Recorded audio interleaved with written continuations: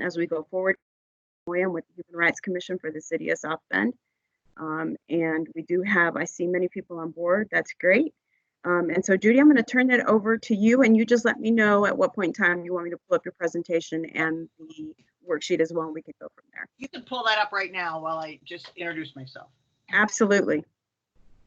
So many of you already know me, but my name is Judy Fox, and I don't know if you can go to the slideshow part of it.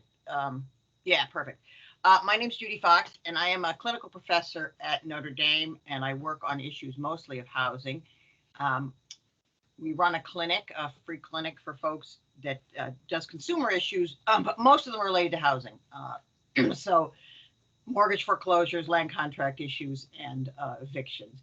But we also do debt collection things. And this is my allergies, not the COVID, guys. So if you hear me coughing, don't panic. If you have any questions that don't get answered today, or more information you need, or frankly, if you've got a client that needs help, the best way to reach me, especially now, is by email. And that I'm going to give you, it's very easy. It's jfox, F-O-X, at nd.edu. And we, the best way to refer a client to me actually is directly as well. We do take call-ins, but right now we're kind of not taking people except for emergencies. And you'll see why in a few minutes. So if we could just have the first slide, Diane. Sure. Second slide. So right now, most housing issues are still under the governor's executive order. So that says that no evictions or foreclosures can be initiated until the emergency has terminated. Right now, that date is June 4th. So unfortunately, we are anticipating a spike in these kinds of things after June 4th. It's possible that this could be extended, but actually at this point, we aren't really expecting it to be extended. The other thing to understand is that they can't be initiated. So if somebody's already been in foreclosure, the bank can get a judgment. They just can't set the sheriff's sale or the eviction until after June 4th. And if there's been an eviction already filed, the courts aren't going to start setting those for actual hearings until after June 1st. Okay, could I have the next slide? So the courts are supposed to be reopening on May 18th. They're not going to do any jury trials till June, but what they're going to be doing first is all of those. And again, I'm talking about the housing things, but pretty much everything's involved. They're going to be doing all of those evictions that were sitting around from March, April, May, right? So they're going to schedule all of those first. So even if somebody gets an eviction filed against them June 4th, I think it's very unlikely that there's going to be a hearing until July or maybe even August, the way things are going. Andrew Hogeveen is now joining. We'll see how that plays out. You know, some of these may have resolved themselves and there may be more room. The other issue is that they used to set a lot of these at once, and now they're setting more limited numbers and staggering them. So it's also going to limit the number that they can set out there. So I do think that it's going to be a while. Okay, the next slide, please. Now, this is the big problem. Even though there is this moratorium, it doesn't give people a waiver on paying their rent and mortgage. And one of the concerns I have, and some people just can't pay, I get that, but some people maybe could pay, are going to do other things because they know they can't pay. That's why I'm concerned that we might get a big jump on things when we finally reopen, and that's a big concern. Now, I do want to thank the National Consumer Law Center, who has been really active in putting together all the information about what's going on, and I'm borrowing a lot of what I'm about to tell you from the information they've gathered. So just so you know, there is a chart that we can make available to everybody that sets out some of the details that I'm not going to have time to set out that they prepare too. So next slide, I'm going to start with public housing. Okay, so there is an eviction, there's a statewide eviction on, a statewide moratorium on evictions, but there's also a federal moratorium on evictions from public housing. And another important thing is that when we are calculating people's Section 8 housing and their public housing, their rental amounts. They're not allowed to count any of the stimulus money that came in as income. Because one of the concerns was people get this big stimulus check, their rent goes up, and that wasn't the point of the stimulus check. Okay. So right now there's not supposed to be any evictions from public housing or Section 8 housing. All right. Next slide. Now here are some of the other HUD housing issues. So in the subsidized housing, right, so that would be public housing units, the moratorium is on rental payment evictions. They can still initiate an eviction under federal law for things like lease violations and drug use, but because there's a statewide moratorium here, that still can't happen until June 4th, at least. Mm-hmm. The thing that I think is going to be an issue for people, and we're going to have to keep an eye on it, is that no late fees can accrue after March 27th. So even if people didn't pay their rent from March 27th to July 24th, the Housing Authority cannot charge any late fees. And so we have to make sure that that's happening for people. Now, with Section 8, again, there is a moratorium on evictions under state law, not federal law. But what has changed under federal law is that the Housing Authority can't terminate somebody's Section 8 voucher because they didn't pay their portion of the rent, right? It has always been against the law to evict someone if the Housing Authority doesn't pay the Section 8 portion of the rent. I can tell you that people get evicted in South Bend all the time for that because tenants don't know that they can raise that. And when I raised it with a judge recently, he looked at me like I was crazy until I showed him the federal regulation.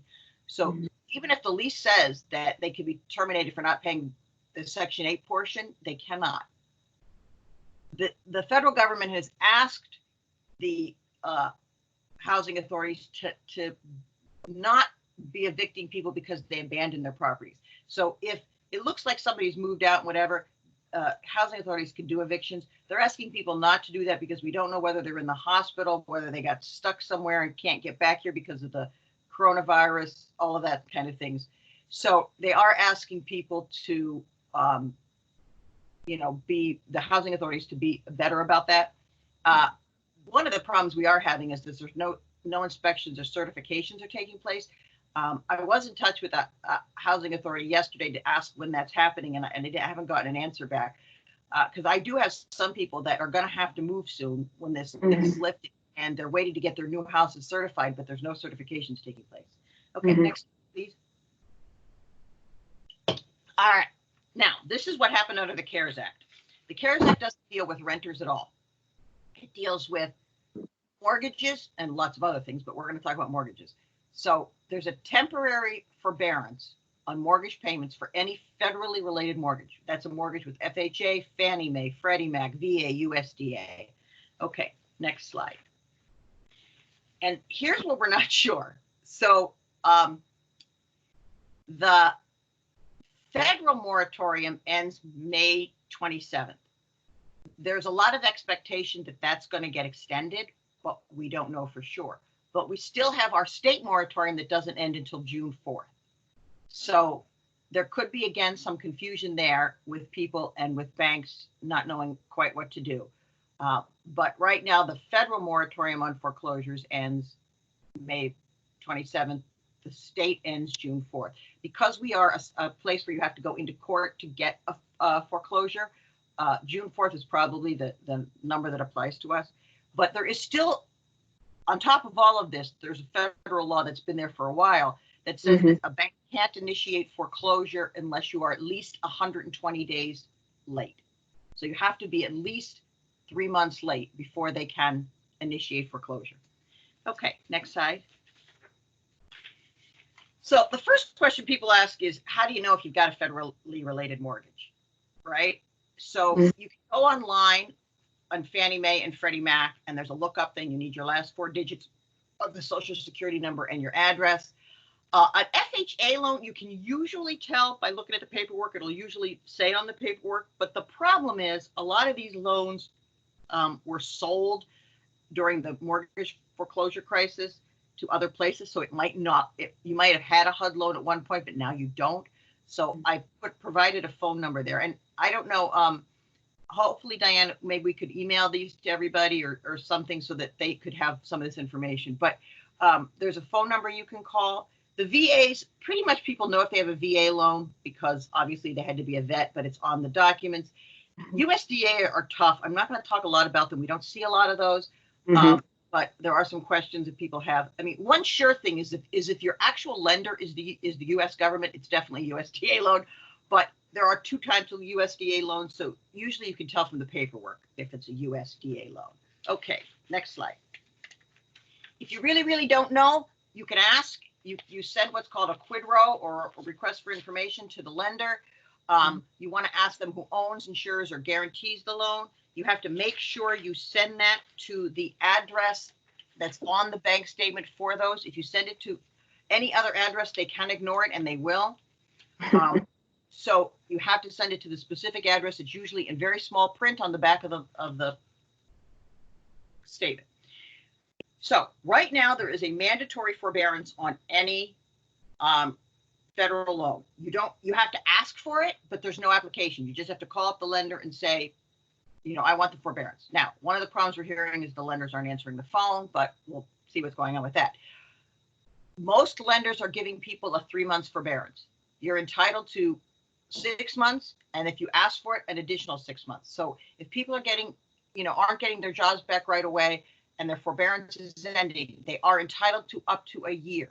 You can get this whether or not you were current in March. Whether you were current or not, it doesn't matter. You can still get this, and it continues until December 31st, 2020, or the end of the national emergency, whichever comes first. Okay. Next slide. What's important about this to understand is that these forbearances don't usually include taxes, insurance, condo dues, right? So if you've got a forbearance and your taxes are due, you might want to pay your taxes to make sure they don't go unpaid. They are not allowed to charge you any fees, penalties, or interests beyond what would normally been charged. So in other words, the interest that would have accrued normally if you had made your payment, they can charge, but they can't charge you extra interest, late fees, anything like that. You can actually make payments during the forbearance if you want to, but no payments are due. And regardless of whether you make payments or not, they cannot report you to the credit bureau as being late. So Karen really, Brandy Comer. no. Is Next, now joining. can I have the next slide? So if your loan is not a federal loan, you can still ask. Most of the big lenders, most of the big banks are giving people 90-day forbearance, even on non-federal loans, because they know they've got a mess. And a lot of people can't pay. So again, even if it's a non-federal loan, people should try to get a hold of their servicers and ask. And I do say try to get a hold of them. We are finding long wait times, and people aren't always answering their phone. It's fortunate that the industry isn't ramping up the way they should. But next slide.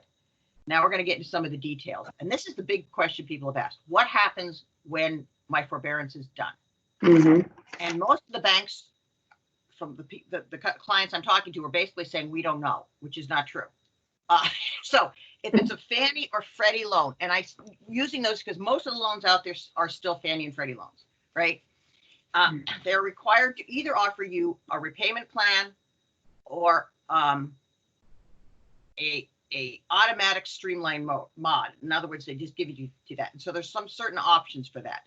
Now, let me be clear. The first two things that I mentioned are only if you were not in default in March, right? So if you were current in March, they're allowed to give you a repayment plan, which means make extra payments for up to 12 months to catch up.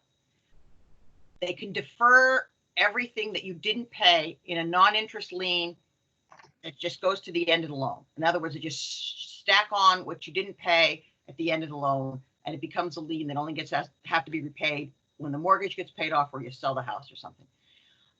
They can do a modification, which is they extend the term as long as you had a forbearance. So if you had a 3 month forbearance, they extend the term of the loan 3 months. If you had a 12-month forbearance, the same. Again, because escrow is not included, you're going to have an escrow shortage, which they can spread out over 60 months. And then the third option, or the fourth option, is they can do what's called cap and extend, which is they shove all of everything you didn't pay and escrow, they capitalize it, they increase your principal, and then extend the maturity of the loan. So that is more expensive, but it might be the only option. If you were late in March and asked for and then got the forbearance, your only option after the end of the forbearance, if you can't pay the whole thing, and I'm assuming that nobody's going to be able to slap down 3 months worth of mortgage payments, but that's always an option, is the flex mod. And the flex mod, if you go on the next slide, I'll give you the quick details. Many of you are already familiar with this because this is already what Fannie and Freddie Mae is doing it. It is, they try to reduce your payments down to, they're looking to try to do a 20% reduction. They can extend the term out for 480 months. Interest rates are going to depend on what the loan mod rate is at the time. And they can do some principal forbearance, but don't hold your breath because they don't usually. All right, next, FHA. I'm going very fast because I want to be able to have questions. I've got about two or three more slides. Okay. All right, FHA mortgages. Again, they're required to offer the forbearance if anybody asks for it. Mhm. If you were less than 30 days late on March 1st and you asked for the forbearance, Is now exiting. and you can afford the payments now. In other words, you got your job back, everything's fine. They can put all of the forborne, I don't even know how you say that, all the amount that was forborne at the end in a non-interest bearing loan. For those of you who are familiar with FHA mortgages, that's, you know, kind of, it's a partial claim, basically. They stick it all at the end. FHA HAMP is something else that can be offered, which is they reduce the interest rate to their rate plus 2.5%. They can go out as far as 30 months. It can include principal forbearance. Now, one of the things that we are being told is there are some limits on Dan Graff. Is now joining. when you can do the size of a partial claim. In other words, there are some limits on that. We are being told that they're going to kind of ignore those kinds of things, but this is all really up in the air yet. We really don't know what's going to happen with that. I was looking for there's also restrictions on getting loan mods if you've had one within 12 months. We understand they're going to be waiving that, but again, we don't know this for sure. So that's kind of up in the air. So people need to be really careful about, you know, thinking this through. And I guess what I'm trying to say is if you got a client or someone or you can actually afford to make the payments, you're probably much better off to keep making the payments than not. The other issue that has come up is, I remember at the very beginning, I told you have to be 120 days late before they can file for foreclosure. Mm-hmm. So the Act does not really, the CARES Act doesn't really clarify this. But the position that lawyers and consumer advocates are taking is that because default is not paying a payment that's due, they shouldn't be counting the deferment period as you being in default, and especially since they're not supposed to be reporting you late. So in other words, if somebody was current but takes a 4 months forbearance, when they come out of that forbearance, they shouldn't be able to, the bank shouldn't be able to file foreclosure saying you were more than 120 days late because those payments weren't actually due. This is something that you know, we want to keep an eye on. If people start to see a problem with that, please let me know. There are people nationally that are working on that, those issues. And so then the last thing that's really, really important, and it's the last slide, and then I'll take questions because there's a lot of details. Well, I'll tell you one other thing. You want to make sure, and this is a balancing act, right? So your forbearance is going to come to an end. You know that. You've gotten 30 days or 60 days or 90 days or 120 days, whatever you got. And you know you're not going to be able to pay all that money back right away. So what do? We're recommending that people apply for a loan mod about 30 days before your forbearance is going to end to make sure you don't get behind. And this is going to be where it all falls apart, I hate to say, because we've already seen the banks do not seem to be ramping up their ability to do these. We know what happened during the foreclosure crisis. Our concern is that people are going to apply 30 days before and nothing's going to happen. But the reason it's a problem is that there's this, what we call the one bite at the apple rule, right? So if you get in a complete loan mod packet, they have to evaluate it and they have to follow all the Real Estate Settlement Procedure Act rules to evaluate it and get you an answer within a certain period of time, but you only get one bite at the apple. So if you don't get it then, you've got a problem.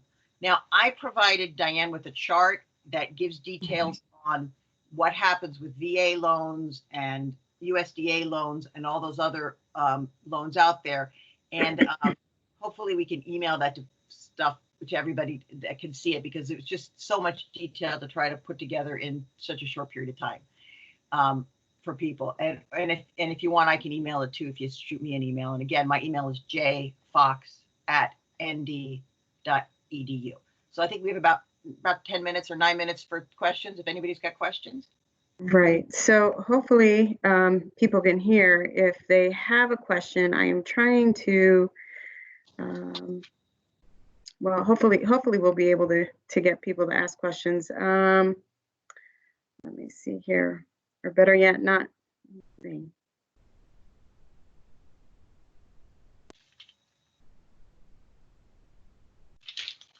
other thing, by the way, I just want to mention while we're seeing if anybody has questions, is they are Sure. not supposed to be asking people for any kind of documentation if they're asking for a COVID forbearance. Is now exiting. So, you shouldn't have to send in your bank statements, or you shouldn't have to write letters, or you should just say, I want a COVID, I've been affected by COVID. And one of the questions that's come up is, suppose somebody's like on Social Security, so they're still getting their money, they can still get the forbearance. So Judy, I Because pulled up. Right. I'm sorry, didn't mean to interrupt. I just want to share with you that I pulled up that the COVID chart you were referring to, the mortgage chart. Right. And So so that gives all the links and all the things for the really detailed information. If you've got a really detailed question that you need to deal with for a client, it's really really useful. And Steve Sharp gets all the credit. He's works for National Consumer Law Center and also Legal Services in Ohio. And he's really brilliant, and I wanted to hire him, but I couldn't lure him away.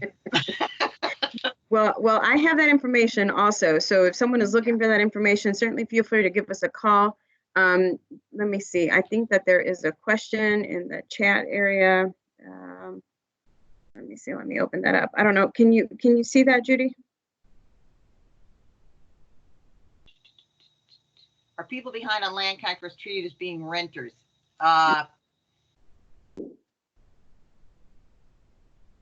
So that is really a complicated question. The rule is they are considered renters until they have paid a substantial part of their pay. So if they're in the first maybe year or so of making their payments, they might be considered renters. After they reach that substantial, and the substantial number of payments isn't clearly defined in the law, but what you do need to consider is that it's not just equity. A lot of the lawyers who try to foreclose on this say, well, they don't have any equity, so therefore they're renters. You have to count both the principal and interest payments that were made on that loan.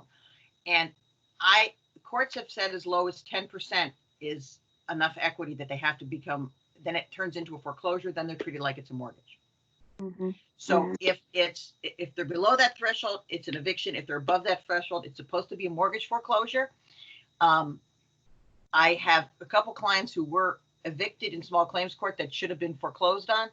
So again, this is something that if people don't have a lawyer, they need to know that they should let the judge know it's a land contract, because they should not be going through eviction processes.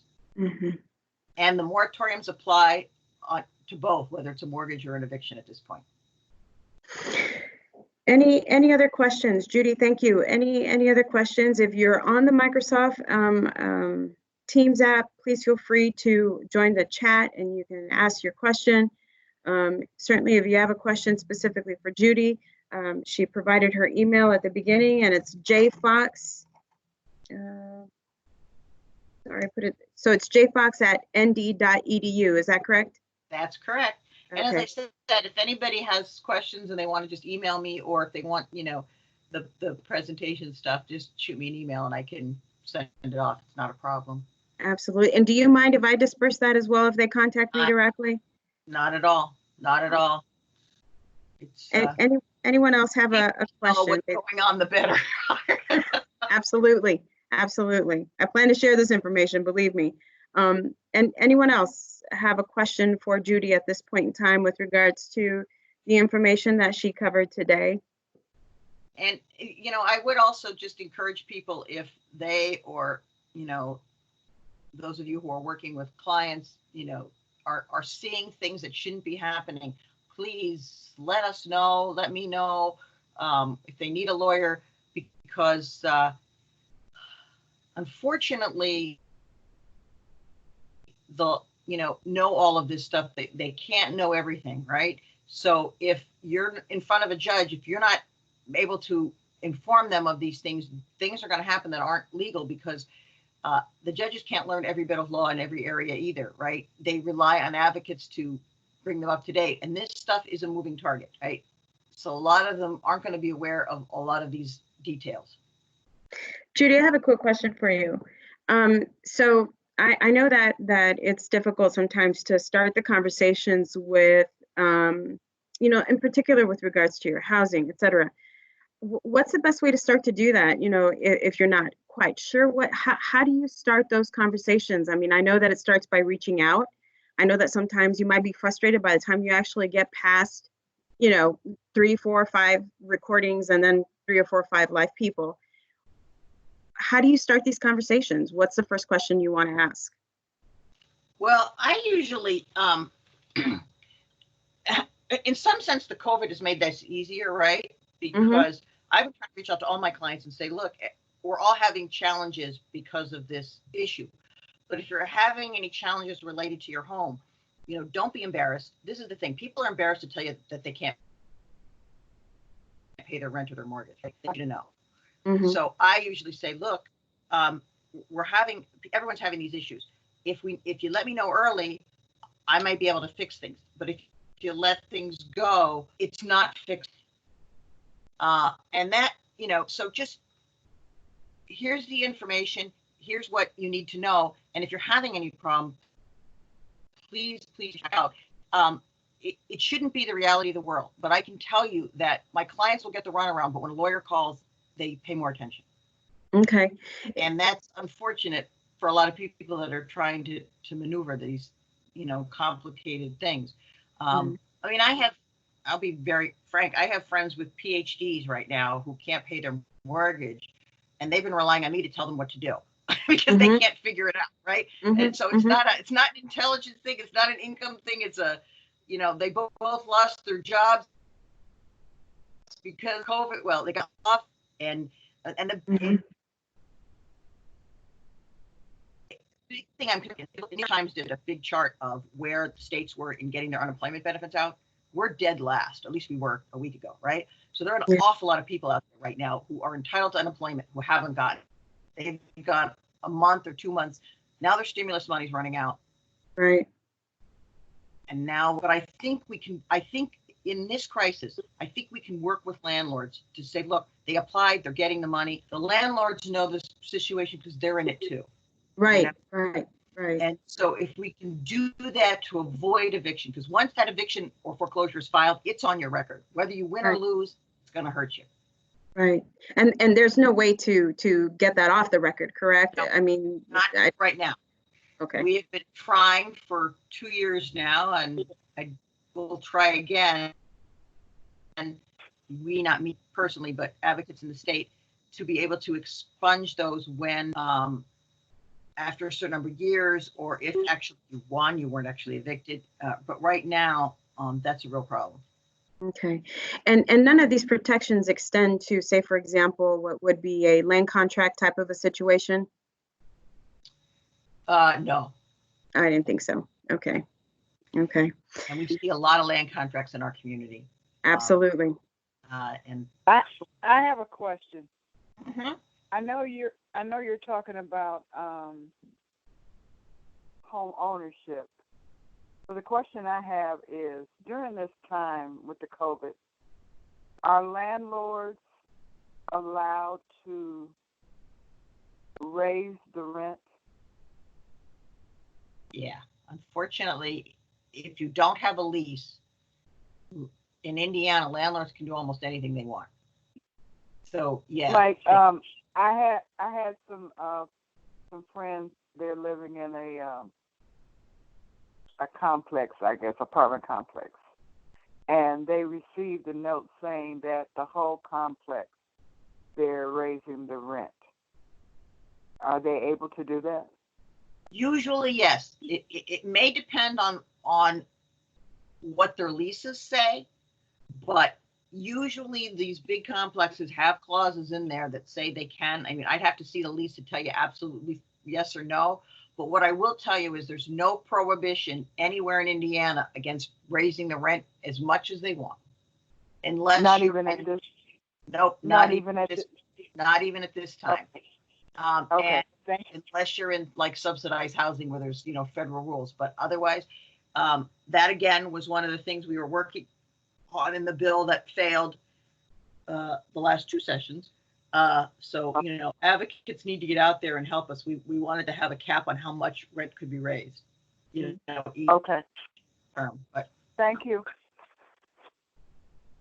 I think we have time maybe for one more question, if someone else would like to ask a question at this point in time.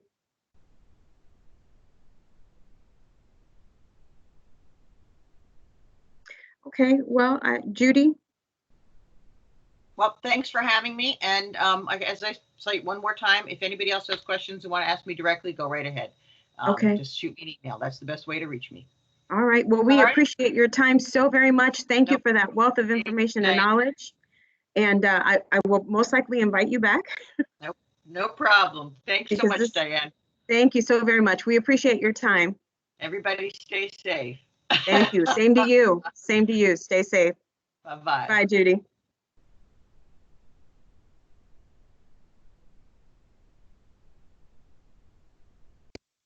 Angie Hogeveen. Is now exiting.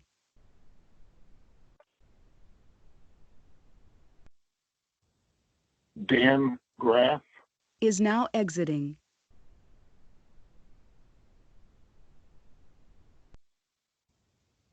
Karen Brandy Comer. Is now exiting.